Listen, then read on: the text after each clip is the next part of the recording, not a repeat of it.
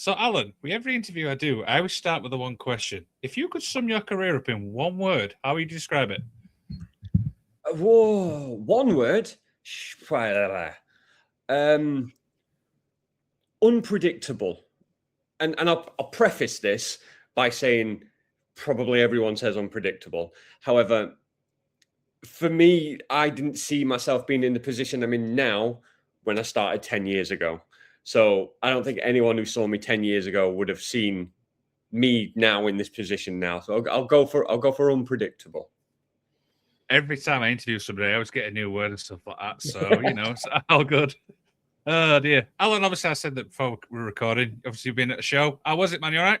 Yeah, very good. It's myself and Joe Wade as Misery Business against Jay Vertigo and Jake Silver, the Pop Punk Kid, for the True Grit Tag Team titles at the Attic in Leeds for their Breaking Boundaries show. Fantastic show. Really good match. Really enjoyed it. We won, obviously. But yeah, really good. Really enjoyed it. Like, cracking crowd, cracking venue. Like, really, really good day. I mean, let's talk obviously about True Grit Wrestling because they're doing so many great things. Obviously, they've got the training school now. They've got Breaking Boundaries, which we just spoke about. Talk obviously about the whole thing because they're doing so many good stuff. Yeah, True Grit came on my radar just before COVID, where they were running a couple of shows, and I was like, oh, that would be cool. And then obviously COVID came and ransacked everything. I was like, oh, maybe this is done. But since COVID, like, they picked up after COVID, like it's been up and up since there. Like they've run in two venues. They run Left Bank in Leeds, Millthorpe School in York. They run them month to month. They sell very well. The matches are incredible. It's an incredible setup. It's an incredible team to be a part of. Like, every show has an incredible like story behind it. Every show runs into the next. You know what's happening. It's something for everyone. And now obviously JC set up the school as well, so we can like start building the next gen of True Grit. And it's genuinely, it's really cool to just be like a part of what he's building at the minute. Yeah, I mean, let's obviously talk about his character though. It's a bit of a heelish character on let's be honest. Oh, he's an absolute tit. He's an absolute tit. Great businessman, wonderful businessman, absolute scoundrel of a human being. But you show me any businessman that's not been a bit of a scoundrel to get to the top. Like, I can argue against him, but I can't. When you're at the top, you're at the top. It doesn't really matter how you get there, I suppose. Absolutely. So let's obviously start at the beginning, man. I mean, Alan, how did obviously your career begin in wrestling? Say again, sorry. How did your career begin in wrestling? My career began in wrestling. Like I said, it would have been, I think it was about 10 years ago, maybe a bit longer. I don't know. I don't count back anymore. I'm that old. But it genuinely came from like a nervous breakdown where I was like mid-20s and I was like, oh, well, I don't want my son to grow up to say like his dad works in a call center because that's lame and it's just boring. And I'm like, oh, I don't know, there's a wrestling school in Rotherham. I'll go and try and do wrestling. So I was it. Like I sent a DM on Twitter and just said, oh, I've seen that you do wrestling schools. It was the NCWA, which is formerly the Elite British Wrestling School, which is no more. So I messaged them and I just thought, oh, sod it, I'll give it a go. If nothing else, I gave it a try. I was okay at it.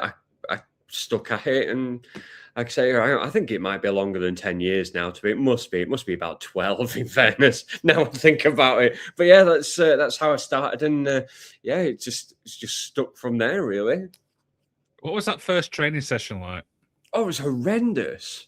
It was so like for a sport that we all know what it is. Let's not pull the curtain too much, but we all know what wrestling is. Like it's a performance, and I sat there and went, it's fucking wrestling. It's going to be what it is. And I remember I took my first back bump and I hit the canvas and I went, oh, that was fantastic.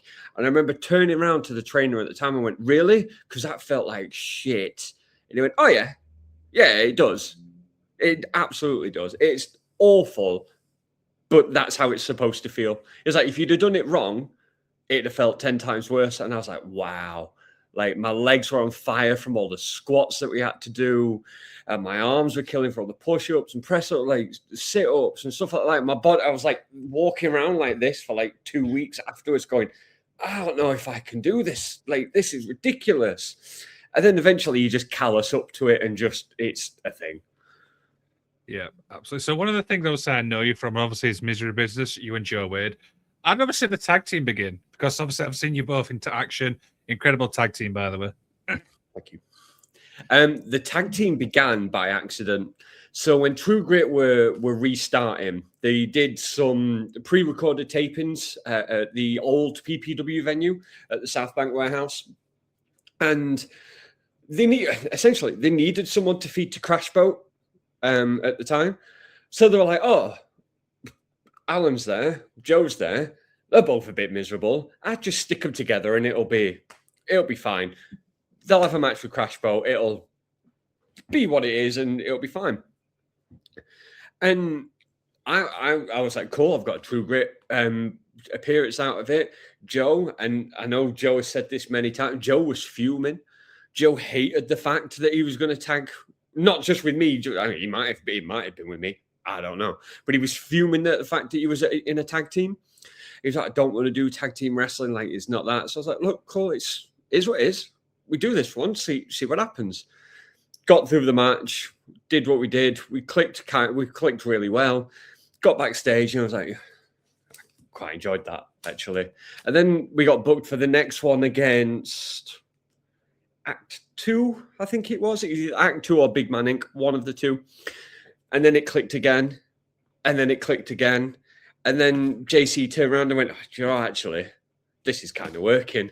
We'll keep it going. We'll see how it goes. We'll keep it going. And then here we are, like 2 years later, like top of the ladder, like the most popular team that they've got. And yeah, it started by accident. Like I make the statement, I make the joke that was like, we were the ones that no one ever wanted, but now we're the ones that you never want to go away, kind of thing. It's like really cool that like we started from nothing and like we come out and we are the one in True Grit.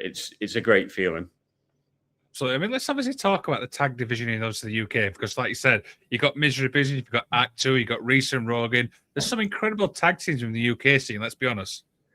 I think tag team wrestling, and it's usually tag teams wrestlers that say this, but tag team wrestling is an underrated art. When it's done properly, it is fantastic. When the mentality's there and you've got people that like properly understand it, it is so good. And this goes back from like way back when you're like, you look at like Progress, when you had like Progress was like Trent Seven and Tyler Bate, and you had teams like that, and like they're like tag team wrestling just meant something, and it's just gone from there. Like you say, at the moment there's so many good teams out there. You got Lycos Jim, Reese and Rogan, Lally, Act 2, I'm forgetting loads, but there's loads of teams just out there that are just smashing it everywhere. And like it's so cool to see like tag team wrestling be like a pinnacle of people's like goals at the minute. It's like, oh, I want to do this and I want to wrestle with this person against these people. And it's like so cool to see. Absolutely. So you were obviously recommended by Fast Count, obviously incredible clothing brand. How did that begin, obviously, from your point of view? With the Fast Count stuff, they were doing a invasion of Kingdom, and he was like, I was there. Alan. Yeah, I like Alan. We'll get Alan involved. So it was me, it was Valor, it was originally Vusic. Before he got really good and went to Canada for like 3 months, the stupidly talent such and such. Obviously, Jimmy, Valor, was it me, Valor, Jimmy, and Matty Carter. Jack Maxwell was in there. And it was one of those that like the timing was right. I got asked if I would do it. I was like, yeah, cool, no problem. Generally, it was like some of the most fun. Like those Kingdom shows is like so fun to do because I could go in there and like they instantly go, don't like you. I'm like, cool, that's fine. Damn, I'm in my element here. Don't worry about it. There is one guy, God bless him. He gives me the biggest amount of stick I've ever had at a show. Like he's been in my face, screaming at me, saying, I hope you die," and da da da da da da. And I'm just like, "This is great. I've got you in the palm of my hand, my friend." Oh dear. So when I told Ben you were coming on the show, what do you think he said? Just out of curiosity. Oh, bloody hell, Ben could have said anything. Well, it could have been a line of anything. I hope it's something along the lines of, "He's a miserable prick, but he's actually all right." Well, he actually said two things. First one was, he's one of the most intelligent people I know. I do all right. Like I do okay. I don't bang my head against a wall as much anymore. But he's a Man United fan. Not all of me is perfect. I mean, this is a wrestling podcast, but let's talk obviously about football. I mean, Man U's had a pretty interesting season, let's be honest. Yeah, it's like it started terrible. Do you know what? It didn't. It started okay. Like Amorim was Amorim, fine. But when Amorim got sacked, we were still fifth. Amorim would have probably got us to this part now. Like Carrick is doing what Carrick does, which is great. Like it's fantastic. But I'm the most pessimistic Man United fan ever. Like until it's numerically possible that we can't do whatever, like we're gonna fail as far as I'm concerned, because that's what Man United have done to me over these last 10, 13 years since Fergie left. Is there's your hopes, there's your hopes, there's your hopes, and gone every single time. So like we're doing well, and touch wood, it stays that way, but you never know with us. No, absolutely. I mean, let's think. I mean, you sort the goalkeeping position out. Obviously, that's self-explanatory. The defense is one of the most annoying things to me when I watch you play. Try being a Man United fan, because I'm like, right, who's playing right? Maguire's there. He's got the turning circle of a bus. Martinez can get sent off at any time. Lenny Yoro, like one game he's fantastic, the next he's dog turd. Aiden Heavens, like just doing his GCSEs, it feels like we shouldn't be trusting him to like go near a microwave, never mind play professional football. Mateus de Ligt has got a back problem of a 74-year-old decrepit woman. Like, I'm like, oh, this is so stressful. Like, why is this a thing? We used to just have Ferdinand Vidic, and that was it. Like, it was done. That was it. Sorted. And now we've got 5 defenders that all worry the crap out of me. Yeah. What's the one thing you think Man United need to get to that next level? Do you know what I mean? In your opinion? I don't think it's one thing. I think this is the problem. I don't think it's one thing. I think we need 2 or 3 in midfield. I think we need another striker. I think we need options on the left and right wing. I think as daft as it sounds saying that we've got 5 defenders, I think we probably need a consistent defender. We need a right back that can deputise against Diogo Dalot, because Dalot again runs hot and cold. So there's no one thing that fixes Man United. It's probably 4 or 5 smaller things that kind of pushes to the next. But I genuinely don't think Man United will ever be a power of what Fergie's era was. I think City, Arsenal, they've gone to a level above of where we can get to at this time. So for me, it's just get close, see where we can go. Like numerically, we're still in a title race until we lose tomorrow night, and then it's all horrible again. Okay, so going back to wrestling, obviously, of course, and stuff like that. I mean, talk about obviously character development. How has your character developed over the years? It hasn't really. Like my character is me. I'm an old Mardy man that gets angry at things, and this can go either way. Like right now, like I'm tired. I just want to go to bed. I'm just like, right, cool. This is a thing. And then I just turn that into wrestling. If I'm playing a good guy, I like people seem to gravitate to the fact of like, oh, he can't be arsed. Like I get that. He just wants to beat people up and go home. Cool. And then if I'm going the other side of it, people boo me because I just start shouting at people. Like my favorite thing is like if there's a kid shouting at me is to say mathematical equations at them that I know that they can't solve just to confuse them. Then I call them stupid. Then the parent hates me and I'm like, cool, there we go. That's that entire row just absolutely hating on me because your child is stupid. I'm getting a natural vibe that you like to be a heel. I don't care. My character doesn't change either way. People's perception of how they feel get about me changes. So I don't necessarily change anything I do in wrestling about the way I act, the way I wrestle, the way my demeanor. It's all the same pretty much all the time. There's little twists that I can do that can really turn up the aggression to make people kind of go, oh, you nasty such and such. Or I can gain sympathy from doing something different. But on the whole, the character remains the same. Like the mannerisms remain the same. But I genuinely prefer being a good guy because it's more fun. But being a heel is more natural to me because the aggression is just, I'm a big lad. It's easy for me to be the bully against a smaller guy. So like today against Jay Vertigo, like the guy's a great athlete, but he's much smaller than me. So it's easy for me to just be the aggressor in stuff like that. So it all depends on how the fans turn. 99 times out of 100, like I'm a face somehow. People just gravitate to being on my side, which is fine. But I can turn it if I need to. Okay, interesting. So we put obviously on Instagram some questions, and Simon Gibb, obviously regular listener to the show, sent a few. So the first one is go-to cheat meal. I'm fat.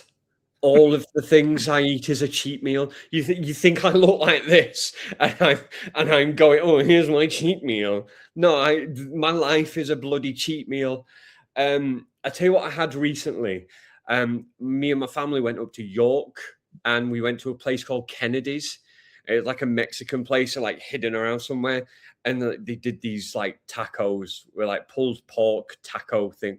My God, they were incredible. I had a burger, and there was like pulled pork tacos and like nachos and shit. I was like, oh my God. So like at the minute, it's that. But like as a quick, like I love a triple cheeseburger from McDonald's. I'm gutted that they've stopped doing them. But like the triple cheeseburger from McDonald's, just after a show, it just hits like just right. It's bloody lovely. Another one was favorite music.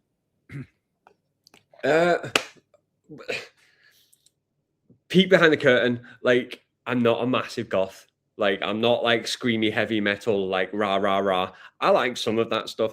My favorite song of all time is "Fascination" by Alphabet, which really throws people off because they're like, that's like the poppiest of pop songs ever. And I will argue with anyone, like you listen to Alphabet, you listen to Fascination and don't feel like you need to dance or move around or like your mood just picks up. That's it. Or Pop by NSYNC. Two of the greatest songs of all time. Okay, that's really surprising. I'm not going to lie. Like I grew up like listening to pop punk, so it was like Green Day, Blink, Good Charlotte, Finch, all stuff like that. They're in my daily rotation, like more than anything. But like my favorite songs of all time are "Fascination" by Alphabet and "Pop" by NSYNC. Just because like you put them on and you're just like, this is just great. The only issue I've got with pop punk is like I always prefer the old stuff to the new stuff. Yeah. Like I love Blink. New Blink's terrible. And I think that's just the old man in me going, oh, it's bloody better back in my day when I was a kid. Like, am I associating the music with being good or just the time I was alive being good that just so happened that I was listening to like Blink and Green Day and Good Charlotte?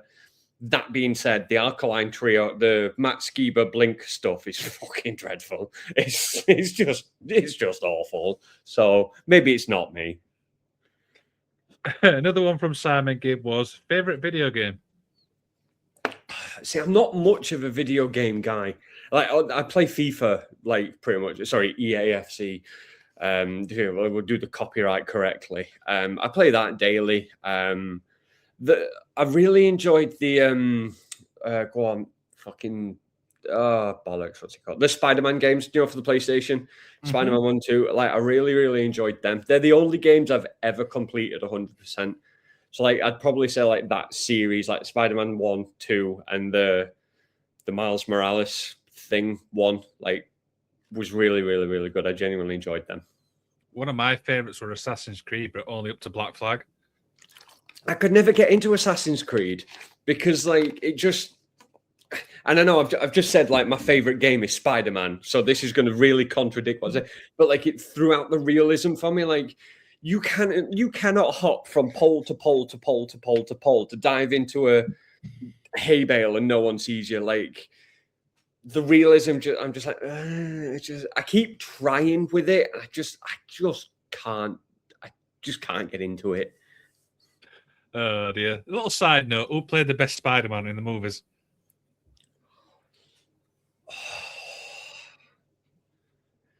Oh Jesus!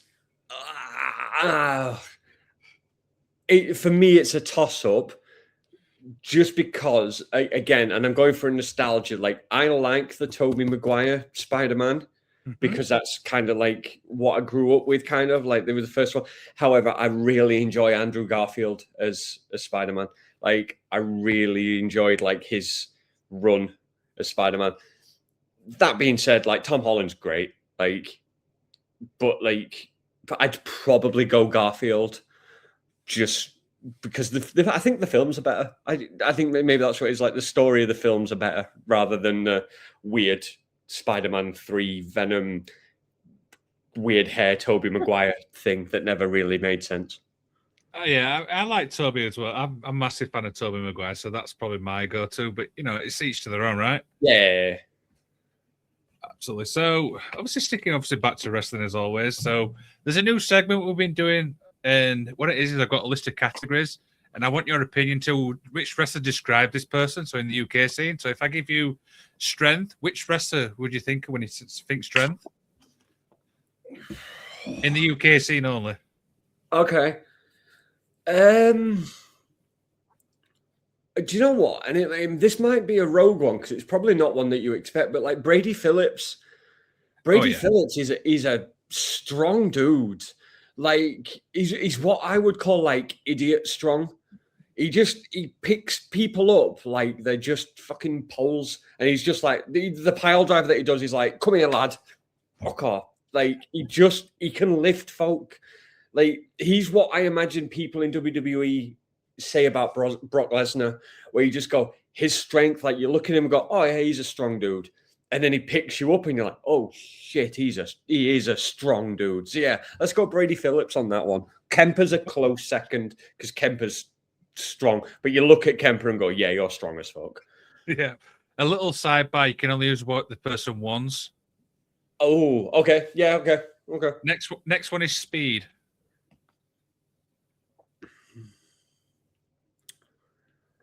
I mean, he's not around as much anymore, but Jack Bandicoot was always nippy. Like, he always found a way of like being in the right position at the right time, despite the fact, like, 2 seconds before he was behind me over in the other corner, and you're like, how the chuff have you managed that? So yeah, I'll go Jack Bandicoot on speed. Okay, charisma.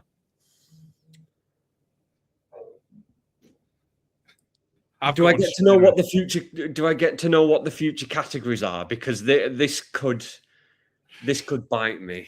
I can tell you if you want. No, I'll play it safe. Charisma. Who's charisma? Do you know what? Actually, this is really easy when I think about it.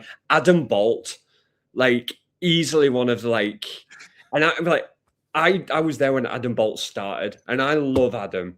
Adam is a pain in my ass. He's a pain in everyone's ass, but he's really talented. And his character for when he started, shout out Mr. Moonsault. If you ever see him, shout that at him because he bloody hates it, and it's great.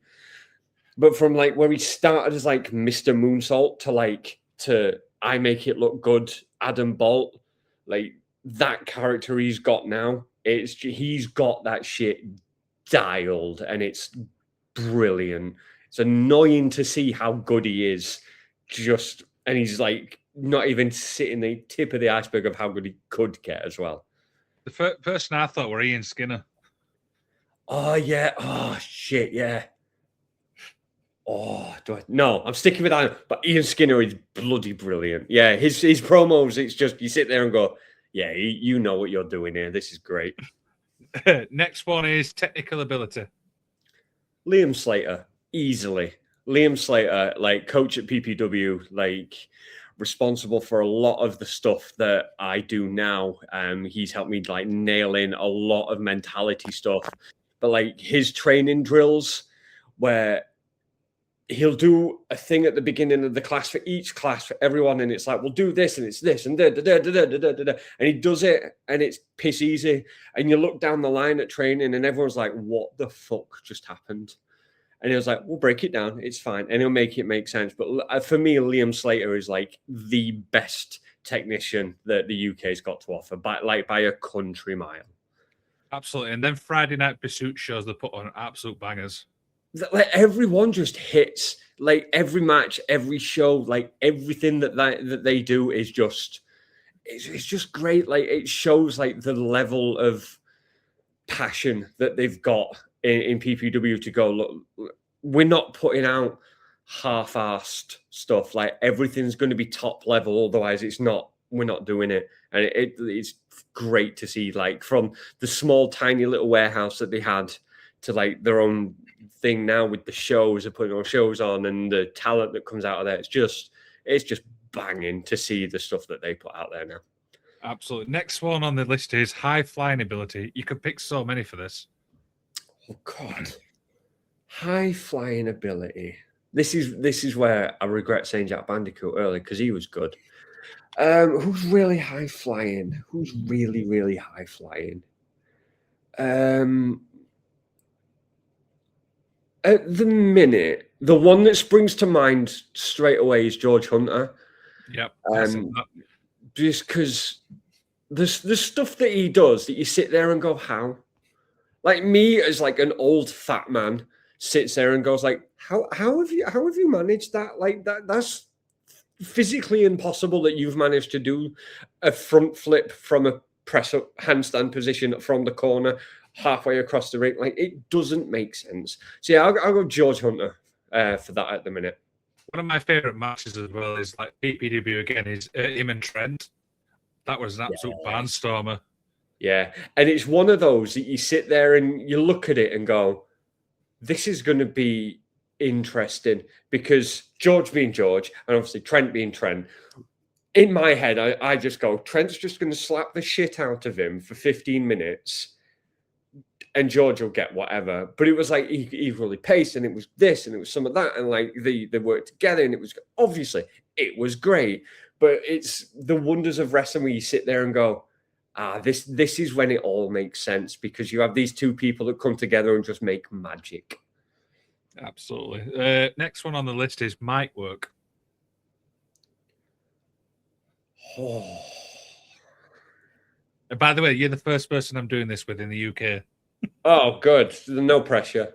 Now,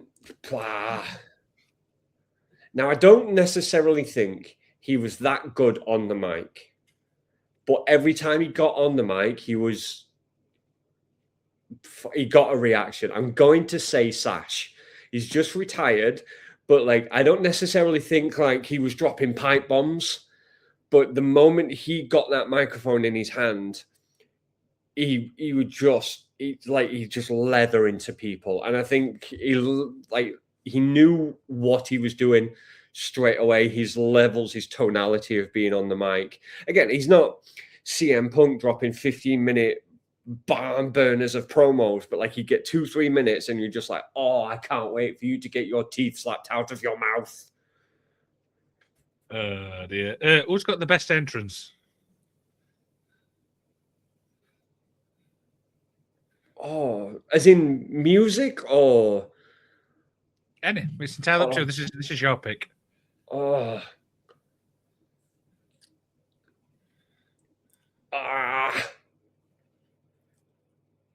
I don't know.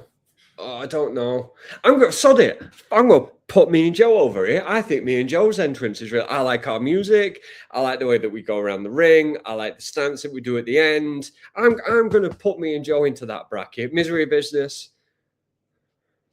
Okay. Okay. Two more. Who's best at storytelling?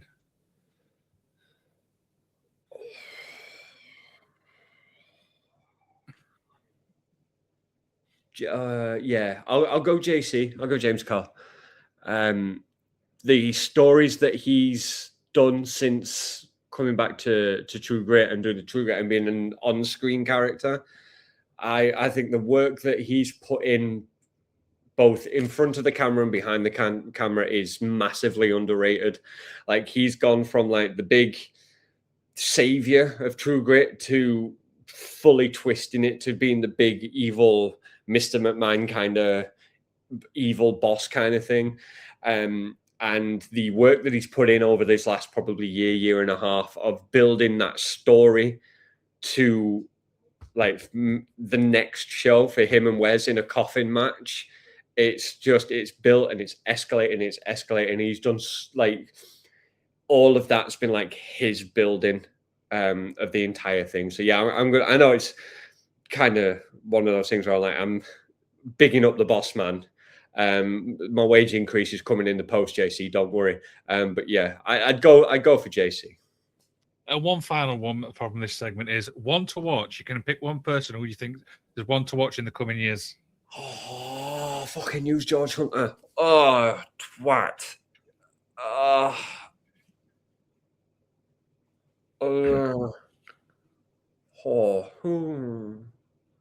tell you, just from his performance today, because he was on a show today and he's done like incredibly well. And he's like, I watched. He did two matches. He's done incredible in both of them. There's the Ernest Boggs, who's the Yorkshire man. His work today, to me, to look at, he knows his character. He's got everything dialed in. He knows what he's doing with that. He can gain sympathy. So, like for me, just watching him today, like he's kind of perked my ears up to go. Do you know what? I'm gonna keep an eye on this guy because I think if he carries on what he's doing, he's gonna get a big nail into things. I would have said George Hunter. In fairness, I'd already used him. That's a fail on my part. So Ernest Boggs is getting the he's getting the rub today. Oh, dude, that was the first time I'd done that. Does it make you think a little bit? It's really stressful. The thing is, everyone else now knows what the categories are going to be going forward. I went into this blind by choice. But I do appreciate that, man. Like I said, it's a news segment and stuff. So yeah, no, that's good. That one, it gets you really ticking. Absolutely. So for you, man, I mean, like I said, you've been in the business. What is it? 10 years? I think you said. I think it's more. I was just thinking then, like it must be more. We're probably looking 12 now, 12, 13, I think. Right, yeah. So say 12 years. I mean, what's the one thing, man, that keeps you going? Do you know what I mean? Wanting to wrestle more and more and more? Money. Money's probably one of them. No, I just enjoy entertaining. Like I've always been like I was big into my drama in school. Like I've always been a performer.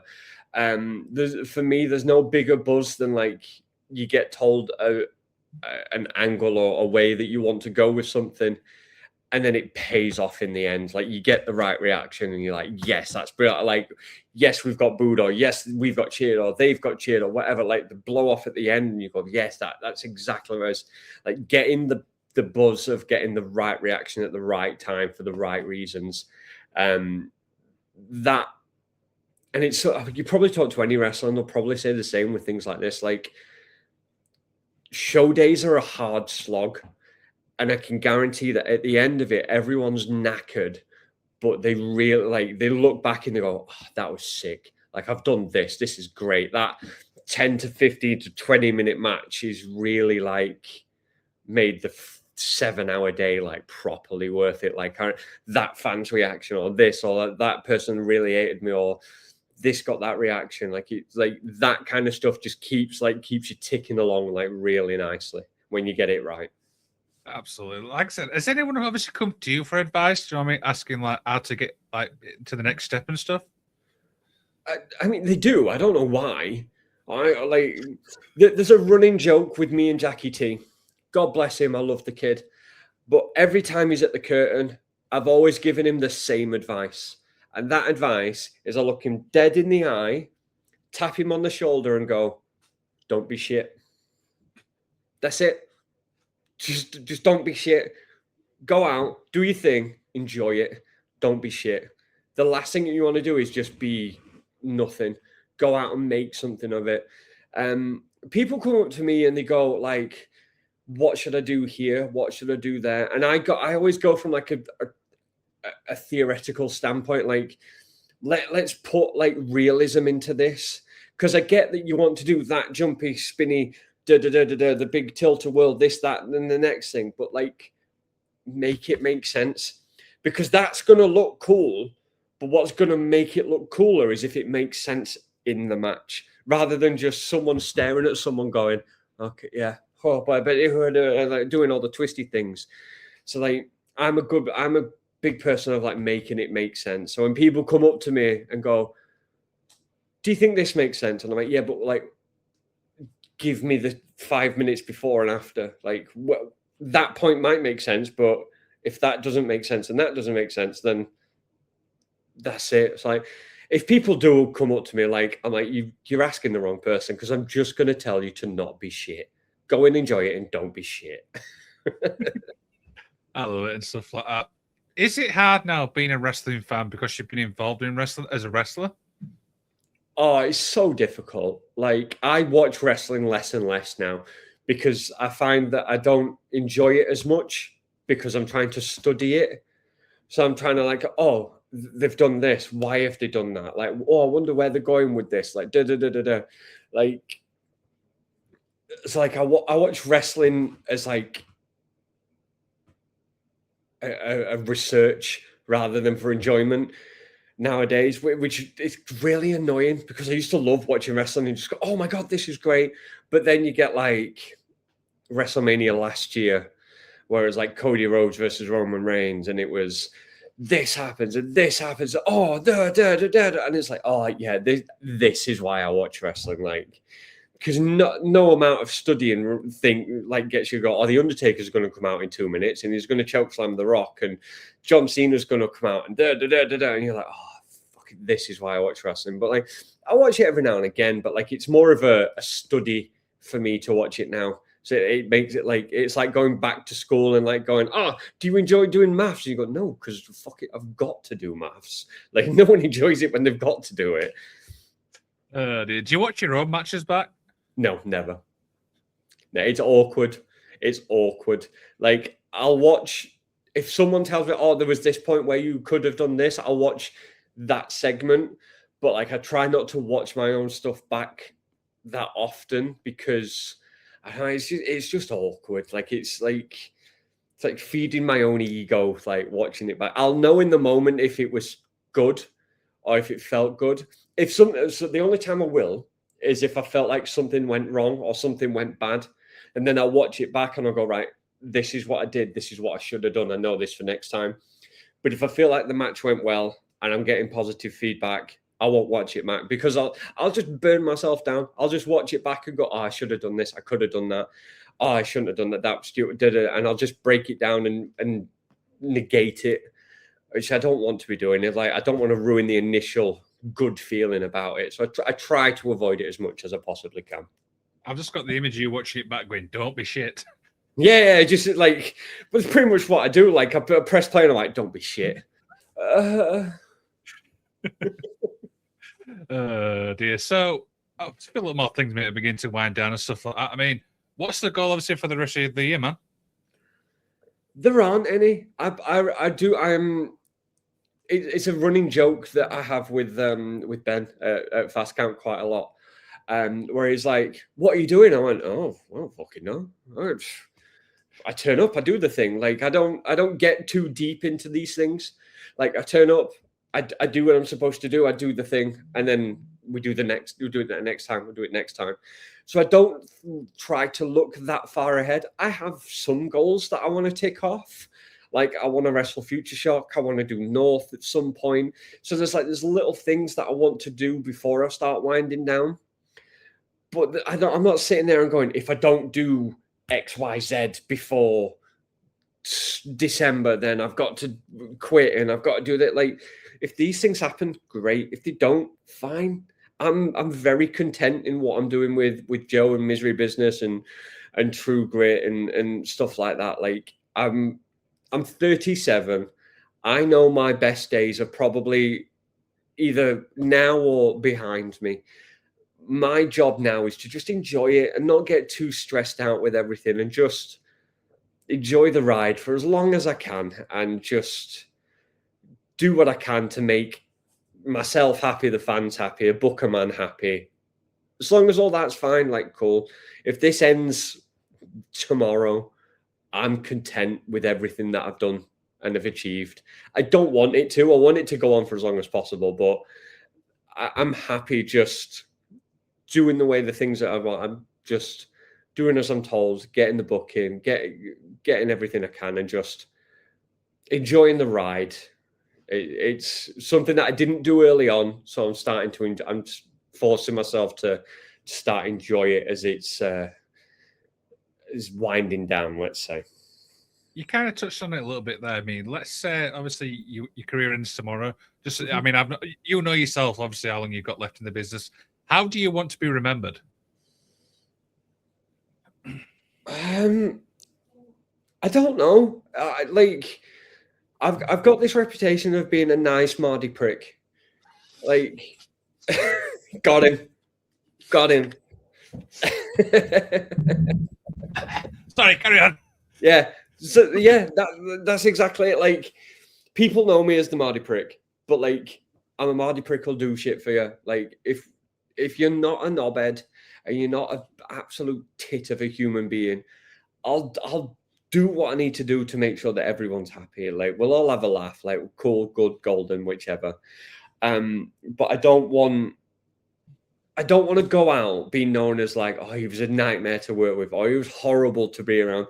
And at one point in the business, I was, because I was run down, I was wound up, I was like stuck in a load of drama between promoter and, if you work with this person, you can't work with those. If you work with those, we can't do this and and it's just like it's just boring. Do you know what I mean? So like, it's just, yeah, like, here's where it is. Like, I just want to be enjoyed as best I can. Like, it's just, yeah, he's a nice guy, but he's a bit of a prick, but he's a nice guy.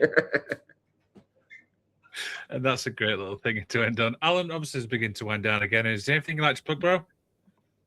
Any what? Sorry. Anything you'd like to plug? My Instagram, which is something. That little QR code above you. That thing. Yeah, there. That thing. I don't know what it is. Misery King Alan K. I should know these things. I don't tag myself in stuff. It's like knowing my own phone number. I don't know that shit. The next show that I'm on is True Grit. See, this is why I'm unprepared. True Grit something. True Grit Last Rites. That sounds like a thing. True Grit. I'll help you out. Yeah, True Grit Last Rites on May the 8th. Yeah. There, that one. That's the badger. Look, there's me. Where am I? There I am in all my smiley, right underneath Lana Austin. Yeah, that's where I'm gonna be next. I'll give you a little sneak peek. It's a tag team title match, and it's gonna be myself and Joe versus the Regime for the tag team titles, because they've got their rematch clause, which they've not quite cashed in yet. So that's what's going to be happening there. Was that Wing Commander Nash being mean? Yep. Ugh, he's turned into a tit. Bless him.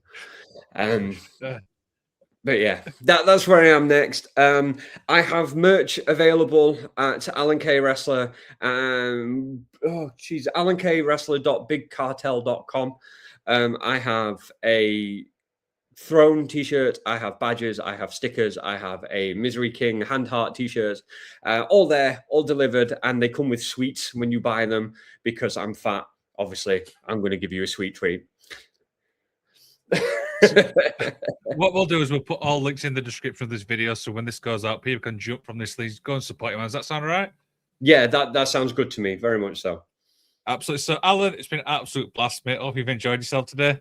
Very much so. I apologize that I am so late and that I'm sporadic and erratic, but I have been up for a stupid amount of hours and I am old and ready for my bed. There you go. So I need one final thing from you, mate. So everyone I interview gets to do an outro for this show. So, Alan, you can say anything you want. You can promote anything you want. We'll end the stream. Alan, take it away. Hi, I'm Alan Kay. And just remember, if anything else in the world, don't be shit.